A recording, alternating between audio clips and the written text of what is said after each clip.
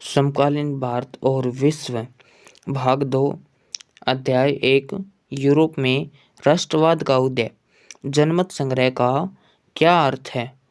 उत्तर: एक प्रत्यक्ष मतदान जिसके द्वारा एक क्षेत्र के सभी लोगों से एक प्रस्ताव को स्वीकार या अस्वीकार करने के लिए पूछा जाता है।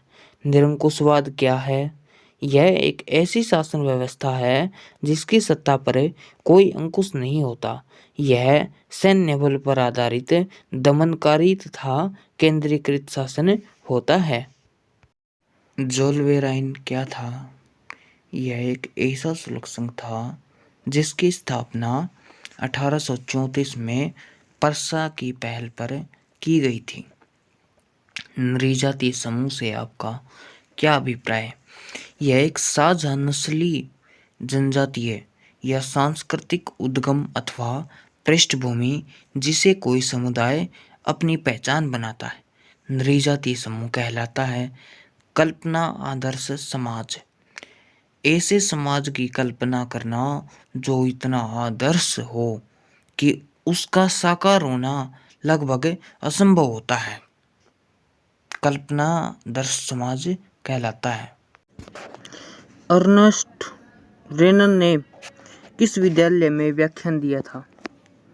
साबान विश्वविद्यालय में। जर्मनिया कौन थी? जर्मेनिया जर्मन राष्ट्र का रूपक थी। फ्रांसीसी क्रांति के समय फ्रांस का सम्राट कौन था? लुई 16वां। यूजीन देलाक्रोआ कौन था? फ्रांसीसी चित्रकार। 1804 की संहिता किस नाम से जानी जाती है? नेपोलियन की संहिता के नाम से। लुई फिलिप कौन था? फ्रांस में प्रथम विद्रोह जुलाई 1830 में हुआ।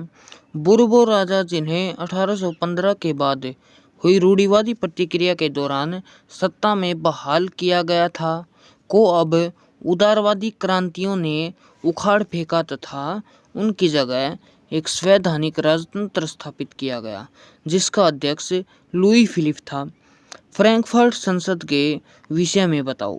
जर्मन इलाकों में बड़ी संख्या में राजनीतिक संगठनों ने फ्रैंकफर्ट शहर में मिलकर एक सर्व जर्मन नेशनल असेंबली के पक्ष में मतदान का फैसला लिया। 18 मई 1848 को विभिन्न प्रदेश के 831 निर्वाचित सदस्यों ने एक जुलूस के रूप में फ्रैंकफर्ट संसद में अपना स्थान ग्रहण किया। यह संसद सेंट पॉल चर्च में आयोजित हुई। इस संसद ने एक जर्मन राष्ट्र के लिए एक संविधान का प्रारूप तैयार किया। इस राष्ट्र की अध्यक्षता एक ऐसे राज्य को सौंपने का निर्णय लिया गया जो राज्य के अधीन रहे या संसद के अधीन रहे। प्रतिनिधियों ने पर्सा के राजा फ्रेडरिक विल्हेम चतुर्थ को इस सत्ता लेने की पेशकश की। पर्सा के राजा ने इसे अस्वीकार कर दिया। जहां कुलीन वर्ग और सेना का विरोध बढ़ गया, वहीं संसद का सामाजिक आधार कमजोर पड़ गया। इसके अतिरिक्त संसद में अधिक प्रभाव वाले मध्यम वर्ग ने मजदूर व कारीगरों की मांगों का विरोध किया। इससे संसद में उनका भी समर्थन खो बैठी। अंत में सेना को बुलाया गया। इससे असेंबली भंग हो गई। यूनानी स्वतंत्रता के युद्ध के विषय में बताइए। 15वीं सदी में यूनान ओटोमन साम्राज्य का अंग था। यूरोप में क्रांतिकारी राष्ट्रवाद की प्रगति से यूनानियों का स्वतंत्रता के लिए संघर्ष 1821 में आरंभ हो गया।